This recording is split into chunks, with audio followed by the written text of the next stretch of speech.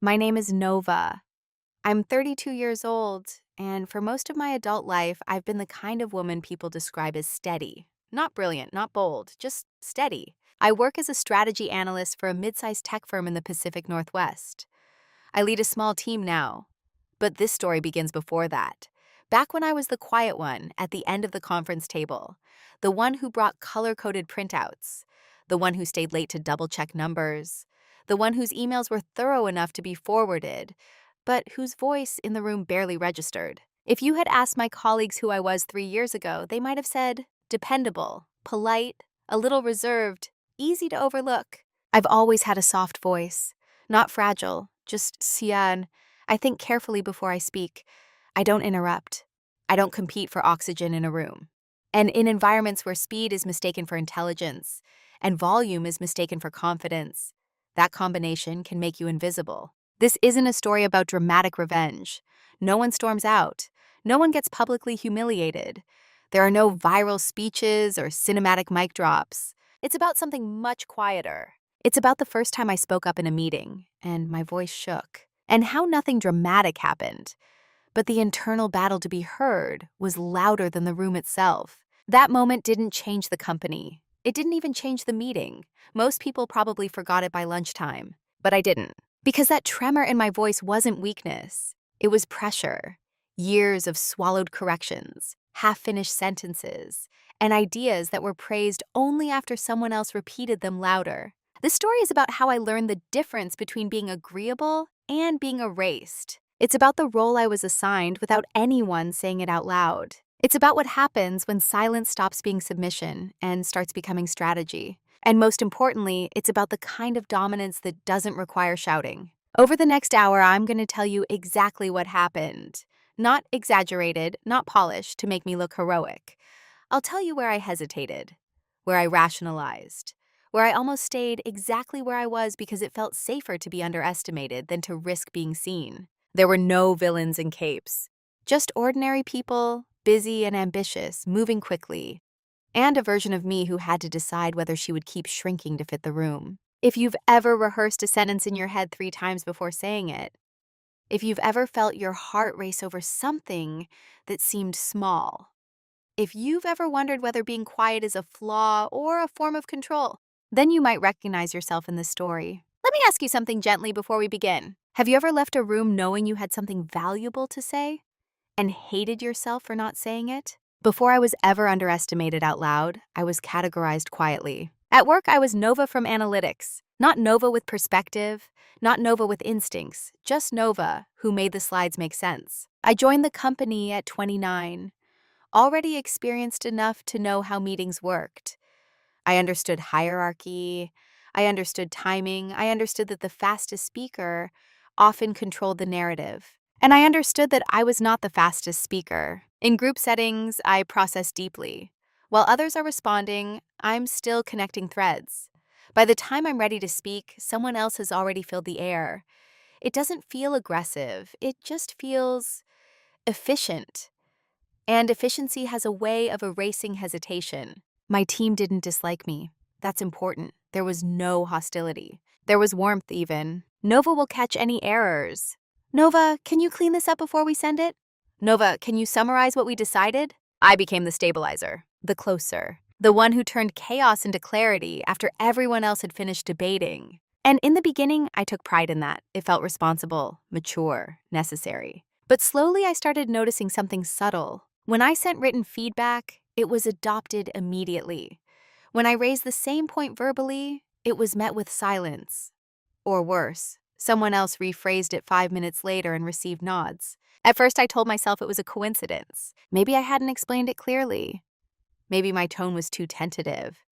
Maybe I needed more confidence. I internalized everything. In meetings, I would sit upright, hands folded loosely in my lap, waiting for the right moment to enter. I watched how others interrupted, not rudely, just decisively. They spoke over each other without apology. Ideas collided and overlapped. It looked messy, but it worked for them. I didn't want to become that. I believed, almost stubbornly, that good ideas should stand on their own. What I hadn't yet learned was that ideas don't float. They're carried. And if you don't carry yours with force, someone else will carry theirs louder. There was one specific dynamic that defined how they saw me. If something was sensitive, client-facing, high-stakes, politically delicate, I wasn't invited to present. I was asked to prepare. Nova, you're so detail-oriented. Can you build the deck? Nova, you're great with data. Let's have Ryan walk them through it. Ryan was charismatic, quick, confident. He could improvise mid-sentence and make it sound intentional. I was precise. Precision doesn't sparkle in a boardroom, it stabilizes it. And stability is often invisible until it's missing. I remember once, after a successful client pitch, Ryan slapped me lightly on the shoulder and said, "Couldn't have done it without you. You're like our secret weapon." Secret. Weapon. It was meant as a compliment. But I heard something else. Hidden, used, not seen. That's who I was to them. The infrastructure, the backstage crew, the safe pair of hands. If I spoke, it was to clarify, not to challenge. If I disagreed, it was softened with disclaimers. I might be wrong, but just a thought. Maybe we could consider, I made myself small linguistically before anyone else could do it for me. And because I never demanded space, no one thought to offer it. Here's the part that's uncomfortable to admit. They weren't entirely wrong about me. I was reliable. I was careful. I avoided friction. I believed harmony meant maturity, but I was also afraid. Afraid that if I spoke too firmly, my voice would betray me. Afraid that shaking meant weakness. Afraid that if I took up space and faltered, I'd confirm whatever silent doubts already existed. So I stayed in my lane, and everyone grew comfortable with me there. What I didn't realize yet was that comfort, in the wrong shape, becomes a cage. The first time it happened, it was so subtle that no one else reacted. We were in a Tuesday strategy meeting. 10 of us are around the long glass table. Laptops open, coffee cups are half finished. The usual rhythm, updates, metrics, projections. We were discussing a client retention issue. The numbers had dipped slightly in one segment, and everyone was trying to frame it as a seasonal fluctuation. But I had spent the weekend reviewing the data more closely. There was a pattern, not seasonal, behavioral. I waited for a pause. My heart was already beating faster than it should have been for something so routine. I remember pressing my thumb lightly into my palm under the table, grounding myself. I think, I began, and even now I can hear the softness in it. It might not be seasonal. There's a correlation between the onboarding timeline and the drop-off point. A few heads turned. I continued, more carefully than necessary, explaining the overlap I'd found. I referenced specific weeks, specific cohorts. I kept my tone measured. When I finished, there was a brief silence. Not hostile, just air. Then Mark, who led client experience, leaned back in his chair and said, "Interesting, but that feels like a stretch. We've always seen fluctuations this time of year." He smiled as he said it, casual, not dismissive, at least not overtly. The conversation moved on. No one asked me to elaborate. No one asked to see the breakdown. The slide deck advanced, and I sat there, staring at the reflection of the ceiling lights in the glass table, feeling something unfamiliar settle in my chest. It wasn't anger. It was a small, clean sting, because I knew I wasn't guessing. I had triple-checked the data. I had run comparisons. I had even rehearsed how to explain it clearly. But his confidence outweighed my caution. 10 minutes later, Ryan said, "I'm wondering if onboarding timing might be part of this. If clients aren't fully integrated before week 6, maybe that's where we're losing them." Heads nodded. "That makes sense," someone said. "That's a good angle," another added. I didn't speak, not because I didn't notice, but because I did. The room didn't register the repetition. It wasn't malicious. Ideas bounce around. They evolve. They get reshaped. That's what I told myself. But this felt different. My version had been presented as uncertain. His sounded exploratory, strategic, even though the substance was nearly identical. I went back to my desk afterward and opened my original spreadsheet. I stared at it as it might defend me. It didn't. Data doesn't argue. People do. And I hadn't. For the rest of the day, I replayed the moment in my head. Not obsessively, just clinically. Was my tone too hesitant? Did I over-explain? Should I have pushed back when Mark brushed it off? Should I have said, "That's exactly what I just mentioned"? The answer hovered in my throat even hours later. Yes, but I didn't. Instead, I did what I always did. I documented the findings more clearly and sent a follow-up email outlining the correlation in detail. The next week, the onboarding strategy was officially under review. No one referenced the meeting. No one referenced me. That was the first small cut. Not deep enough to bleed publicly, but deep enough that I felt it long after everyone else forgot. After that first meeting, nothing changed. And that was the problem. No confrontation, no apology, no acknowledgement. Just momentum. If the moment had been dramatic, maybe I would have reacted differently. But because it was subtle, almost polite, it was easy to fold it into the narrative I already carried about myself. I told myself I was overthinking it. In the weeks that followed, the pattern repeated in variations so slight they were hard to isolate. I would begin a sentence. Someone would lean forward and begin theirs at the same time. They would continue. I would stop. Not because they cut me off intentionally, but because I defaulted to yielding. Or I would present an idea with careful framing, and someone would respond not to the idea itself, but to my tone. Are you sure? You sound hesitant. Do we have enough data to say that confidently? The questions weren't unreasonable. In fact, they were the kinds of questions I respected. But I noticed something quietly infuriating. When others speculated boldly with half the evidence, it was called vision. When I presented data-backed concerns with measured language, it was called doubt. So I adjusted. I tried speaking faster. It felt unnatural, like wearing shoes a size too small. I tried cutting disclaimers. The words stuck in my throat. I tried entering the conversation earlier, before I felt fully formed. That was worse. Because once when I jumped in quickly, too quickly, I stumbled over a statistic. I corrected myself immediately, but I saw the flicker in someone's eyes. A tiny recalibration. Uncertain, that's what they saw. And here's where normalization began.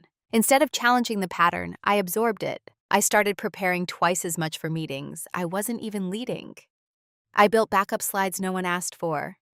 I rehearsed responses to objections that might not arise. Externally, I looked diligent. Internally, I was bracing. When someone else repeated my point and received credit, I would smile and say, "Exactly." I convinced myself that alignment was more important than attribution. Team success over ego. That's what mature professionals do. But beneath that logic was something more fragile. Fear of being labeled difficult. Because I had seen what happened to women who pushed too hard in rooms like ours. They were described as intense, emotional, aggressive. Men were decisive. Women were sharp-edged. I didn't want to be sharp-edged, so I sanded myself down preemptively. There was one afternoon when it crystallized. We were reviewing quarterly projections. I had identified a risk in the forecast model, small but compounding. I raised it gently. "It's probably nothing," I added reflexively, even though I didn't believe that. Mark responded, "If it's minor, let's not overcomplicate things." The room moved on. 2 months later, the minor risk became a budgeting issue. Not catastrophic, but inconvenient. In the post-mortem discussion, someone said, "We didn't see that coming." I felt my pulse in my ears. I had seen it. But because I presented it as potentially nothing, it had been treated as exactly that. And I realized something uncomfortable. I wasn't just being dismissed. I was helping them dismiss me. Every disclaimer was a preemptive apology for existing in the conversation. Every softened conclusion signaled that my conviction was negotiable. And people respond to the signals you send. I began to understand that disrespect doesn't always arrive loudly. Sometimes it grows in the space between what you mean and what you dare to say. And once it becomes normal, once everyone, including you, adjusts to it, it feels almost unreasonable to object. After all, no one was rude. No one insulted me. No one told me to be quiet. They just didn't need to listen closely. Because I had taught them they didn't have to. That realization didn't empower me. It scared me. Because if I had participated in building this version of myself, the steady, supportive secondary voice, then dismantling it would require more than one brave sentence. It would require changing the way I occupy space. And I wasn't sure yet that I knew how. Roles in workplaces aren't always written in job descriptions. Sometimes they're assigned in glances, in patterns, in who gets asked to speak and who gets asked to prepare. It took me almost a year to understand the role I had been given. I wasn't the strategist. I wasn't the visionary. I wasn't the risk taker. I was the stabilizer. The responsible one. The one you loop in at the end to make sure it makes sense. On paper, that sounds valuable. And it was, but value and visibility are not the same thing. In meetings, I noticed how introductions subtly framed people. Ryan has been leading this initiative. Mark's team is driving this forward. Nova helped pull together the data. Helped. Pulled together. Supported. Even when I originated the analysis, the language around my contributions softened them into assistance. No one announced it, no one conspired, it just became the default. If a client was difficult, I was asked to prepare contingency numbers, but not to speak to the client. If leadership needed a summary, I wrote it, but someone else presented it. If something was complex, I was consulted privately, but rarely publicly. And because I rarely pushed for the spotlight, the arrangement seemed natural. There was one moment that clarified everything. We were preparing for a high-stakes internal review with senior executives. It was the kind of meeting where impressions mattered. I had built the financial model from scratch. Weeks of scenario planning, stress testing, refining. The night before the presentation, Ryan messaged me. "Can you walk me through the key levers again? Just want to make sure I'm tight on the narrative." I stayed late on a video call explaining the structure I had created. He asked good questions. I answered them. By the end, he sounded confident. The next morning, I sat in the back of the conference room as he presented my framework. Slide by slide, he explained the logic I had built. He didn't claim it as his own. He didn't erase me deliberately. But he also didn't name me. There was no Nova developed this model. There was just momentum. When executives asked questions, he answered. When they challenged assumptions, he responded. I watched my own thinking move through someone else's voice. And what unsettled me wasn't resentment. It was a realization. They saw me as safe, reliable, not threatening. I was the person who made others look prepared. I was not the person who took the risk of standing at the front. After the meeting, our director said to Ryan, "Strong presentation, clear and confident." Then he turned to me and added, "And great support, Nova." Support. That word settled heavily. I went back to my desk and opened the original model. My name was on the file. My notes filled the margins. My logic was embedded in every formula. But in the room that mattered, I had been background. And here's the part I don't say lightly. I had accepted that role long before they fully assigned it. I volunteered for preparation. I stepped back from visibility. I told myself I preferred the analytical side to the performative one. Some of that was true, but some of it was fear disguised as preference. Being the stabilizer means you rarely fall publicly, but it also means you rarely rise. I began to see the quiet contract I had entered into. They would rely on me, and I would remain non-disruptive. They would value my competence, and I would not compete for authority. It was comfortable. It was respectable. It was limiting. And the most dangerous part? Everyone believed it was fair, including me. The shift didn't happen during a confrontation. It didn't happen when someone interrupted me. It didn't even happen when my work was presented without credit. It happened on a quiet Thursday afternoon when nothing was wrong. I was sitting alone in a small conference room, reviewing slides for yet another strategy meeting. The room was empty except for the low hum of the air vent and the soft click of my keyboard. On the screen was a deck I had built. Again. Clean, logical, structured, every projection cross-checked, every assumption is footnoted in the appendix. It was good work. And for the first time, instead of feeling pride, I felt tired. Not physically, structurally. I realized I was exhausted from preparing for rooms I never fully occupied. There was a sentence in the presentation that caught my eye. A recommendation I believed in strongly, not cautiously, not conditionally, strongly. And I noticed what I had written. We may want to consider exploring. I stared at it.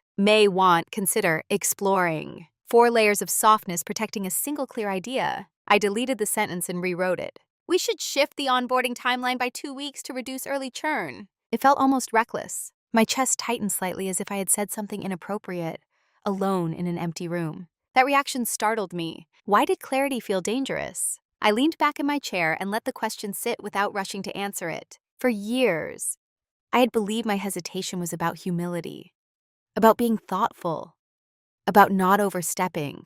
But sitting there, alone with a sentence that finally sounded like conviction, I understood something else. My voice didn't shake because I lacked intelligence. It shook because I had trained it to seek permission. Permission to speak, permission to conclude, permission to take space. And permission was never formally denied. It was simply never granted automatically. That afternoon, I didn't storm into anyone's office. I didn't send a bold email.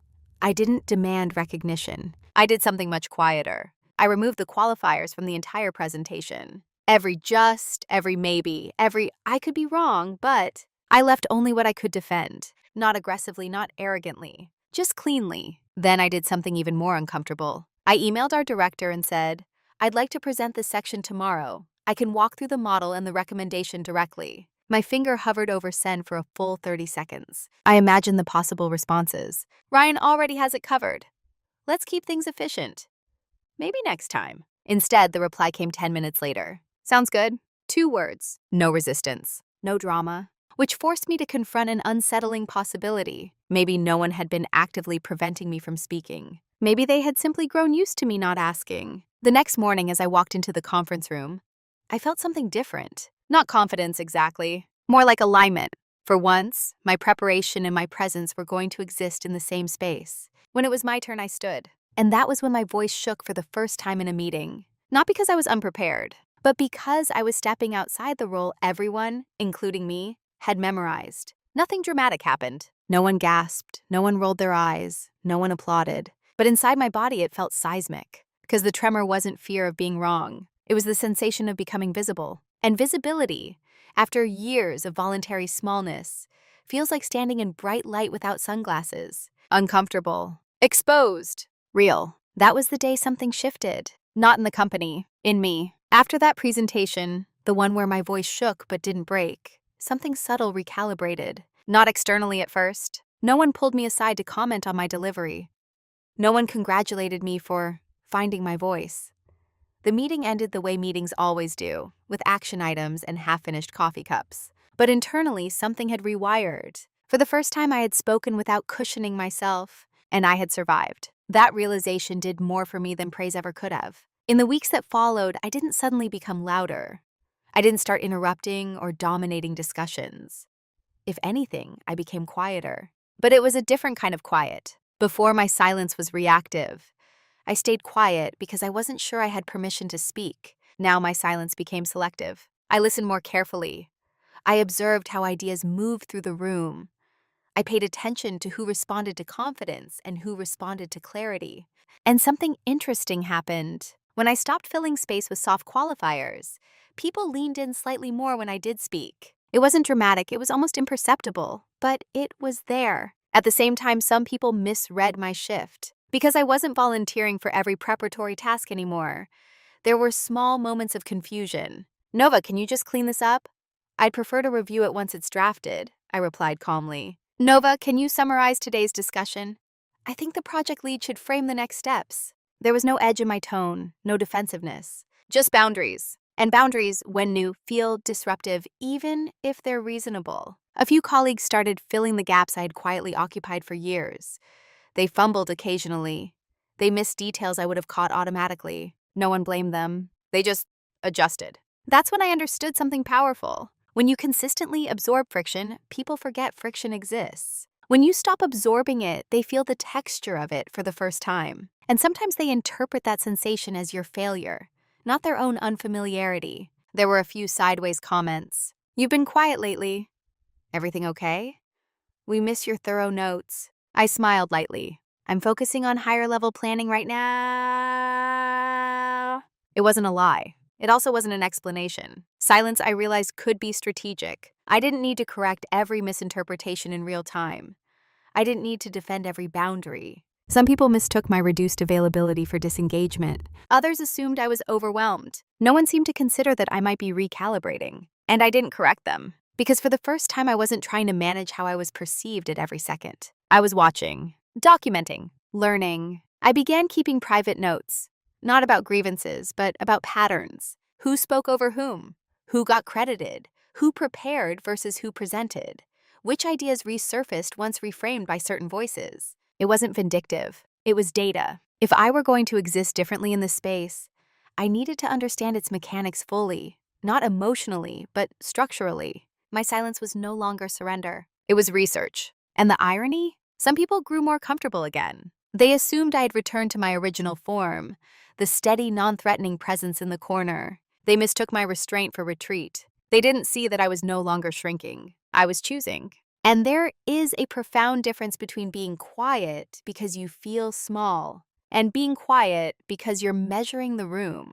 When people think of power, they imagine volume. What they don't imagine is documentation. They don't imagine restraint. They don't imagine someone sitting quietly at the edge of a meeting, saying very little, while internally mapping the architecture of influence. But that's what I was doing. Not obsessively, not angrily, clinically. I started reviewing past project cycles. Not just outcomes, but attribution. I looked at who initiated ideas versus who was publicly associated with them later. I tracked how proposals evolved from suggestion to decision. I paid attention to which language signaled authority and which signaled hesitation.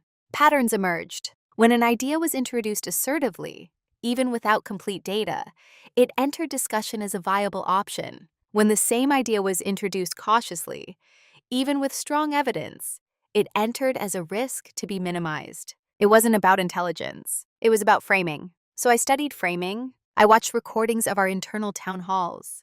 I analyzed how senior leaders structured their arguments. They rarely hedged. They acknowledged uncertainty, but they did it after stating direction, not before. We're moving forward with X. There are risks, and we'll monitor them. Not, we might consider X, though there could be risks. Order mattered. Certainty first, complexity second. I practiced this privately, not in front of people yet. In empty conference rooms, I would stand and explain my own models out loud. I forced myself to begin with conclusions. We need to adjust this. This metric is misleading.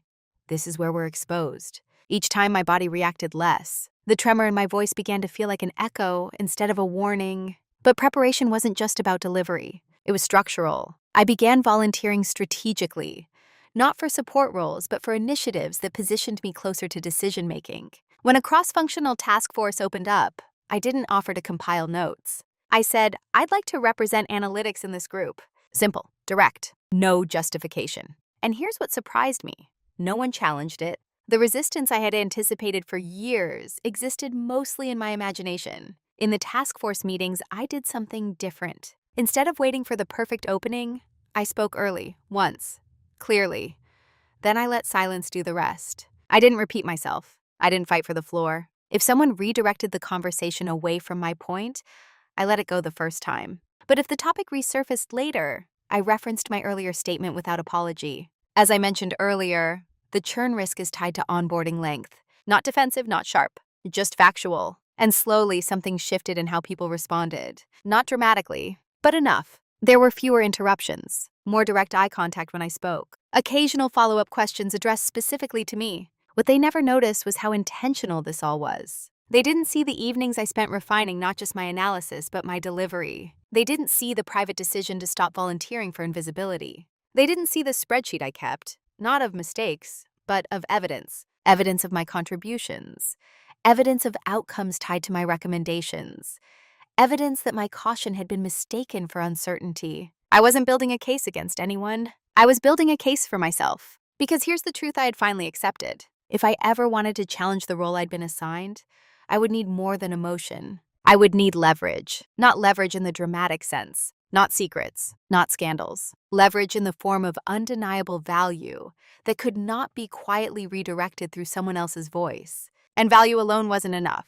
It had to be a visible value. So I began positioning myself where visibility and contribution intersected. And I did it without announcement, without fanfare, without confrontation. From the outside, I probably looked the same. Still calm, still composed, still measured. But internally, I was no longer hoping to be seen. I was engineering it, quietly. The leverage didn't arrive like a lightning strike. It revealed itself slowly, like a pattern you can't unsee once you notice it. It started with a quarterly review cycle. Our company was preparing to expand into a new market segment.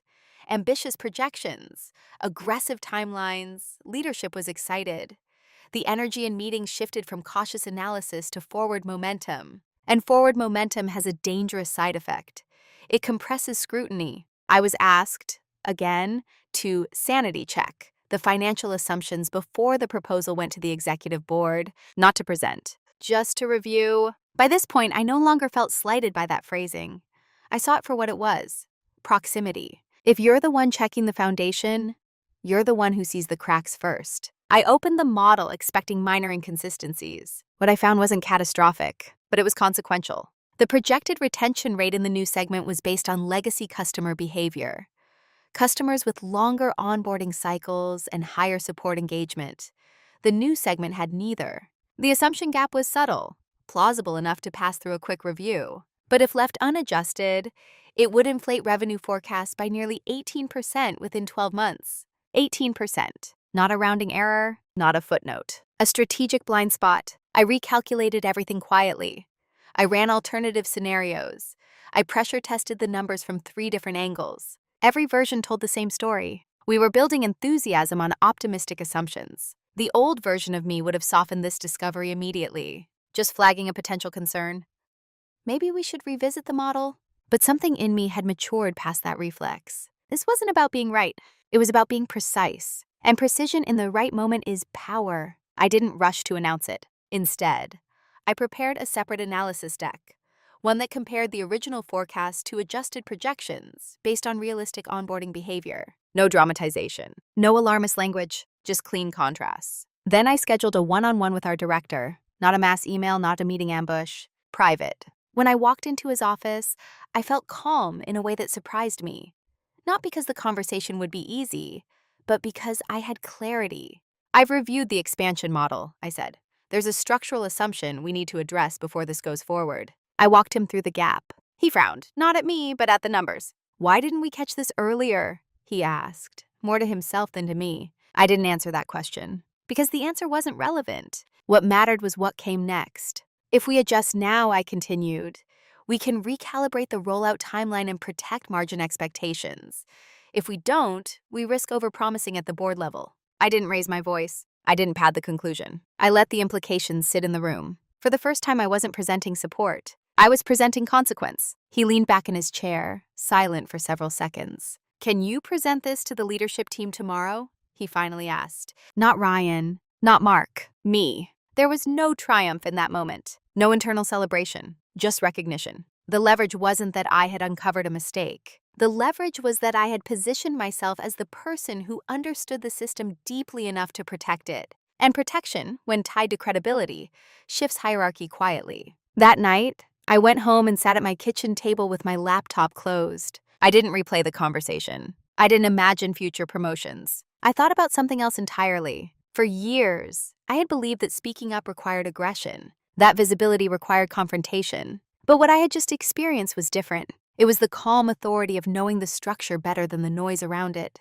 The next day, when I presented the adjusted projections, my voice didn't shake. Not because I was fearless, but because I was aligned. I wasn't asking to be heard. It was necessary. And necessity changes how rooms listen. After the leadership presentation, something subtle but irreversible shifted in the room. Not applause, not sudden admiration, just recalibration. In the weeks that followed, I was looped into earlier stage conversations. Strategy drafts arrived in my inbox before they were polished.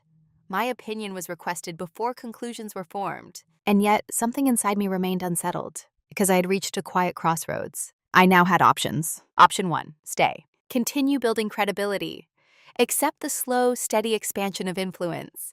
Let time reshape how I was perceived. Option 2, confront the past. Address the attribution gaps, the repeated idea redirections, the years of invisibility. Clear the air.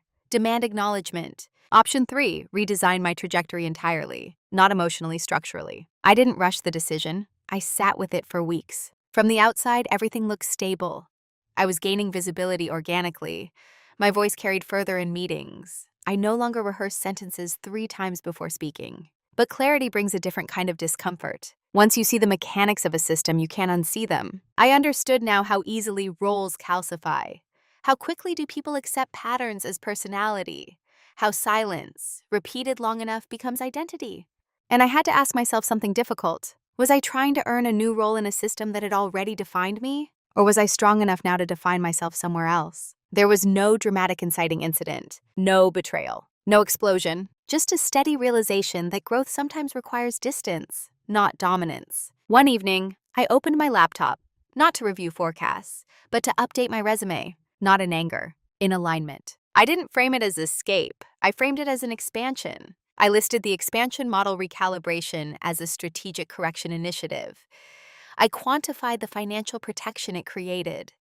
I detailed the cross-functional leadership I had stepped into over the past year. For the first time, I wrote about myself without minimizing verbs. Led, designed, directed, identified, recalibrated. No assisted, no supported. It felt honest. I began having exploratory conversations with other firms. Quiet ones, informational calls, no announcements. And during one of those conversations, a hiring director said something that stopped me. We're looking for someone who can challenge optimistic projections without destabilizing the team. Someone calm but firm. Calm but firm. Not loud, not aggressive, not performative. For years, I had tried to translate myself into someone more visibly forceful. But maybe my strength was never volume. Maybe it was steadiness paired with conviction. That was the moment the decision crystallized. Not to leave out of resentment, not to stay out of loyalty, but to choose the environment that matched who I had become, not who I had been when I was still asking for permission. I accepted an offer 2 months later. I gave notice professionally. No speeches, no confessions. When I told my director, he looked genuinely surprised. "I saw you growing here," he said. I replied gently. "That's why I'm ready." There was no anger in the room, just recognition that timing matters. And sometimes the most irreversible decision isn't confrontation, it's movement. Once I made the decision, everything became very quiet. Not externally. Externally, it was business as usual. Meetings, deadlines, forecast reviews. Slack notifications are blinking steadily in the corner of my screen. Internally, though, I had shifted into execution mode. I reviewed my contract carefully. Notice period, non-compete language, equity vesting timelines. I wasn't looking for loopholes. I was looking for clarity. Clean exits require a clean understanding. I timed my resignation intentionally after a major deliverable was completed. But before the next strategic cycle began, I didn't want to leave a mess behind, not out of obligation, out of principle. My moral code had never been about proving anyone wrong. It had always been about leaving things better than I found them. So I documented everything, not emotionally, structurally. I built transition guides for the models I owned. I recorded walkthrough videos explaining key assumptions. I annotated risk flags for future reviews. I scheduled knowledge transfer sessions weeks in advance. If I were going to leave, I would not leave chaos. At the same time, I stopped overextending. When new ad hoc tasks landed in my inbox, I redirected them appropriately. "I'll be transitioning this function soon. It would be best for the team to build ownership now." That sentence did something subtle. It signaled departure without announcement. People adjusted their expectations. Some responded with curiosity. "Transitioning? What do you mean?" I stood lightly. "I'll share more soon." There was no drama to feed. Meanwhile, my successor hadn't been hired yet. So I trained 2 team members in parallel, giving them access, context, and decision-making authority they hadn't previously exercised. It wasn't an act of rebellion, it was an act of recalibration. For years, I had absorbed responsibility quietly. Now I redistributed it deliberately. What fascinated me most during those weeks was how little anyone noticed the deeper shift. Because I wasn't withdrawing emotionally. I was executing professionally. No slammed doors, no sharp emails, no passive-aggressive silences. Just completion. When I finally submitted my formal resignation letter, it was brief and precise. 2 weeks' notice. Gratitude for the opportunities. Commitment to a smooth transition. My director called me into his office that afternoon. "I didn't see this coming," he admitted. "I think that's because I've been quiet about my growth," I replied calmly. There was no accusation in my voice, just a fact. He asked if there was anything they could do to keep me. The old version of me might have felt flattered enough to negotiate. But this decision wasn't about leverage for a counteroffer. It was about alignment. "I've already committed," I said. "This is the right next step."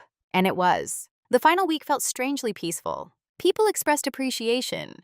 Some acknowledged my impact more explicitly than they ever had before. But I didn't cling to the validation, because I understood something now that I hadn't understood before. Recognition that arrives only after departure is confirmation, not repair. I didn't need repair. I needed momentum. And as I packed the few personal items from my desk, my ceramic mug, a small notebook, a plant that had somehow survived 3 winters, I felt no resentment. Just completion. I hadn't burned anything down. I had simply stopped building where I no longer fit. And no one, not even the loudest voices in the room, could argue with the quiet finality of that. Consequences rarely announce themselves. They accumulate. The first week after I left, I received a polite message from one of my former teammates. "Quick question. Do you remember how you structured the retention sensitivity model? We're trying to replicate it." I responded with the documentation link I had created. Everything was there. Clean. Organized. "Thanks," they replied. "We'll dig in." A few days later, another message. "We're seeing some variance in the onboarding projections. Did you ever adjust for delayed activation?" Yes, I had. It was in the appendix notes. I pointed them to the timestamp in the walkthrough video. There was nothing dramatic about these exchanges, but I could feel the subtle strain between the lines. For years, I had absorbed complexity before it reached the surface. I had preempted inconsistencies. I had quietly corrected misalignments before they became visible. Now those frictions were surfacing. Not catastrophically, just noticeably. I heard through a former colleague that a board review meeting had run longer than expected. Questions about forecast confidence had intensified. The new segment rollout timeline had been pushed back again, this time more cautiously. No one blamed anyone directly, but something had shifted. The system felt heavier without the invisible stabilizers in place. Meanwhile, at my new firm, I was stepping into a role that required exactly what I had trained myself to become. Early-stage strategy discussions, direct board-facing analysis, clear recommendation ownership. The first time I presented a risk adjustment to leadership there, I noticed something startling. My voice didn't shake, not because the stakes were lower, but because I wasn't carrying years of minimized identity into the room. I was hired for clarity, not tolerated for precision. Back at my former company, I was told that Ryan had stumbled during a client presentation when asked about deeper model assumptions. Not because he wasn't competent, but because he hadn't built the architecture himself. He had always relied on the infrastructure being stable. Infrastructure, when invisible, feels automatic, until it isn't. Again, no scandal, no public fallout, just friction. My former director reached out about a month after my departure. "We're realizing how much connective tissue you held together," he wrote. "You made it look easy." I read that sentence twice. Connective tissue. It was the most accurate description anyone had given of my role. But connective tissue, when removed, doesn't scream. It simply reveals strain. I responded graciously, offered advice, suggested structural adjustments. Not because I felt obligated, but because I understood the system well enough to wish its stability. And here's the part that matters. I didn't feel vindicated. I felt clear. The consequences unfolding weren't punishment. They were exposed. Exposure of assumptions, of overconfidence, of invisible labor that had never been formally acknowledged because it had never visibly failed, until it was no longer there. At my new desk, in a different building, in a different city skyline, I realized something quietly powerful. Dominance isn't about overpowering people. It's about understanding the structure so deeply that when you move, the structure feels it, not loudly, but undeniably. And the most irreversible shift of all, I no longer needed them to feel it. I felt it myself. About 3 months after I left, the tone of the messages changed. They weren't technical anymore. They were reflective. My former director asked if I'd be open to coffee. "Just to catch up," he said. I agreed. Not out of nostalgia, not out of obligation. Out of curiosity. We met at a quiet cafe near my old office. Neutral ground, the kind of place where conversations feel less defensive because they aren't happening across a conference table. He looked slightly more tired than I remembered. After some small talk, he got to the point. "We underestimated how much structural thinking you were carrying," he said plainly. "We thought we could redistribute it." There was no accusation in his voice, no self-pity, just recognition. I didn't rush to fill the silence. He continued, "It's not that the team isn't capable. It's what you saw around corners. And we didn't realize how often you were preventing issues before they surfaced." That sentence landed differently than the praise I'd received during my final week. This wasn't appreciation. It was hindsight. Hindsight has a particular weight to it. He asked if I would ever consider coming back. Not urgently, not desperately, but sincerely. And for a brief moment, I let myself imagine it. Returning, not as the quiet stabilizer, but as the recognized strategist. Returning with leverage. Returning with proof. But here's what I understood in that cafe, as sunlight shifted across the table between us. The system hadn't been malicious. It had been patterned. And patterns, once deeply formed, don't dissolve simply because awareness arrives late. I had changed. That didn't guarantee the environment had. "I'm grateful for what I learned there," I said carefully. "But I don't think going back would serve either of us the way we hope it might." He nodded slowly. No defensiveness. Just acceptance. There was a subtle sadness in the space between us. Not personal, but structural. They were trying to retroactively assign value to something they had once treated as background. But value recognized after departure doesn't restore what was built under different assumptions. It confirms it. Over the next few weeks, I heard that leadership had begun restructuring workflows. They were creating clearer ownership lines, formalizing review checkpoints I had previously managed informally. They were trying to rebuild connective tissue. But building something intentionally takes longer than maintaining something quietly. And some of the original momentum they had chased so aggressively had already slowed. Again, no collapse. No catastrophe. Just delayed growth. And here's the truth, I don't sugarcoat. Part of me felt validated, not triumphant, not gleeful, just steady in the knowledge that my contributions had been real. But validation wasn't why I left. And it wasn't enough to pull me back, because the most important shift hadn't happened in their structure. It had happened to me. I no longer needed to be retroactively understood. I needed to be proactively aligned. And once you reach that clarity, there is no dramatic confrontation required. There is simply forward movement. And some doors, once closed gently, stay closed, not out of resentment, but because reopening them would mean shrinking again. The final confrontation didn't look like a confrontation at all. It happened 6 months after I left at an industry conference. Large ballroom, neutral lighting, name badges clipped to blazers. The kind of professional setting where everyone smiles slightly wider than usual. I had just finished speaking on a panel about risk calibration in growth stage companies.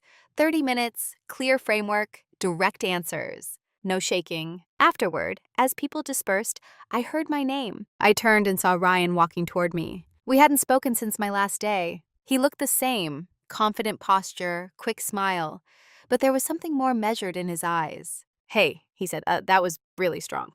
"Thank you," I replied calmly. There was a brief pause, not awkward, just unpracticed. "I didn't realize how much of that modeling structure was yours," he admitted. Back then. He didn't elaborate, he didn't apologize explicitly, but the sentence carried weight. I could have used that moment to unpack everything. The meetings where my ideas were redirected, the presentations where my name went unmentioned, the subtle ways in which authority had been distributed unevenly. Instead, I chose precision. "I didn't either," I said. He blinked slightly. "What do you mean?" I didn't realize how much of my work I was minimizing until I left. No accusation, no edge, just ownership. He nodded slowly. "I think we got used to you being steady," he said. We didn't question it. "I know," I replied. And I did. That was the truth. They hadn't orchestrated my invisibility. They had adapted to it, just like I had. There was no raised voice between us. No heated exchange. Just two professionals standing in a crowded room, acknowledging a shared blind spot.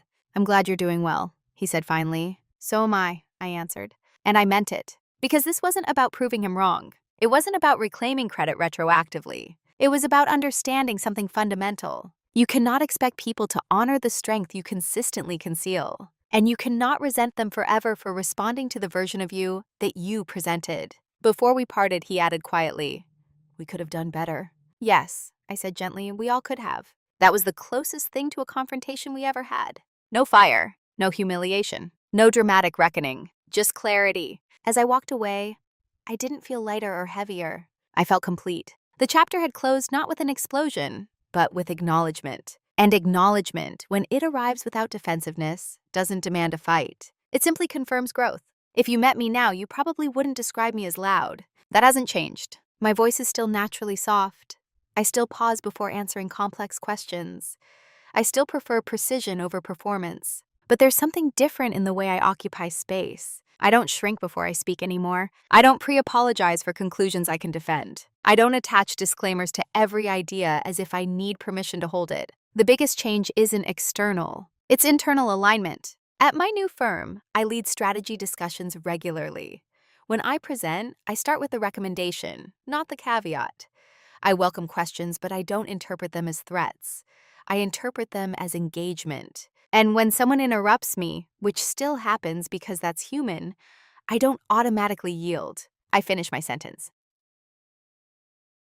Me. Not sharply, not defensively, just completely. There's a groundedness in that. I've also become more intentional about how I mentor younger analysts, especially the quiet ones. When I see someone prefacing every idea with, "This might be wrong," I gently challenge it. "What do you actually think?" I ask. Not to push them into boldness for performance's sake, but to help them separate humility from self-erasure, because that's what I had confused about for years. Humility says I am open to being wrong. Self-erasure says I assume I am. They look similar on the surface, but they build very different identities over time. I no longer confuse being agreeable with being valuable. I no longer equate tension with danger. Sometimes a room grows quiet because what you said matters, not because it was misplaced. The trembling voice that once embarrassed me has become something I'm almost grateful for. It marked a threshold. The first time I spoke up in a meeting and my voice shook wasn't a failure. It was a crossing, a physical sign that I was stepping outside a role that no longer fit. And here's something I didn't expect. I don't resent my old self. I understand her. She believed safety came from being indispensable but unobtrusive. She believed dominance required force she didn't possess. She was wrong about the second part. but she was doing her best with the tools she had. Now, I understand that quiet dominance isn't about overpowering a room. It's about aligning your voice with your values so precisely that when you speak, the room adjusts. Not because you demand it, but because it makes sense to. And that kind of authority doesn't require volume. It requires integrity. When I look back at that first meeting, the one where my voice shook, I don't remember the slides. I don't remember who was sitting where. I remember the sensation, the tightness in my chest, the dryness in my throat, the split second when I considered stopping mid-sentence. And I remember continuing anyway. Nothing dramatic happened that day. No applause, no confrontation, no instant transformation. But something irreversible began. Here's what I've learned since then. People don't always diminish you loudly. Sometimes they simply respond to the version of you that feels safest to accept. If you consistently soften your conclusions, they'll treat your ideas as flexible. If you consistently step back from visibility, they'll assume you prefer the background. If you consistently absorb friction, they'll forget friction exists. That doesn't make them villains, it makes them human. But it also means the responsibility to redefine your presence belongs to you. Quiet dominance isn't about revenge. It isn't about humiliating people who underestimated you.